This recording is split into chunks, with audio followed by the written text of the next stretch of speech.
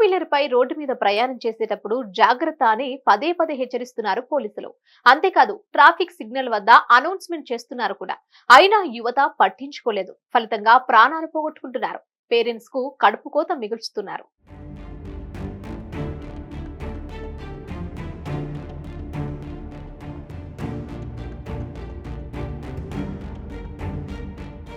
తెలంగాణలోని ఉమ్మడి మెదక్ జిల్లా సిద్దిపేటకు చెందిన బాడీ బిల్డర్ మిస్టర్ తెలంగాణ విజేత 23 ఏళ్ల మహ్మద్ సోహెల్ రోడ్డు ప్రమాదంలో మరణించారు. జూన్ 29న సిద్దిపేట నుంచి మిరుదొడ్డికి సోహెల్ బైక్ పై వెళ్తుండగా అదుపు తప్పింది.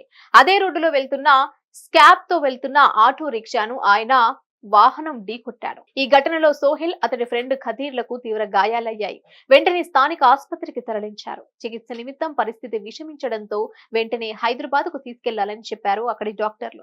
దాంతో సోహెల్ ను హైదరాబాద్ లోని ఓ ప్రైవేట్ ఆసుపత్రికి తరలించారు. ఆసుపత్రిలో చికిత్స పొందుతూ మృతి చెందాడు మహ్మద్ సోహెల్.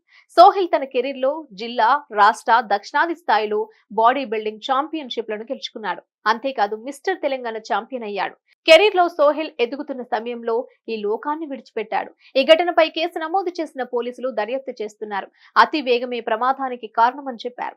బాడీ బిల్డర్ తో ఎంతో భవిష్యత్తున్న సోహెల్ చిన్న వయసులో దూరం కావడాన్ని జీర్ణించుకోలేకపోతున్నారు కుటుంబ సభ్యులు, స్నేహితులు.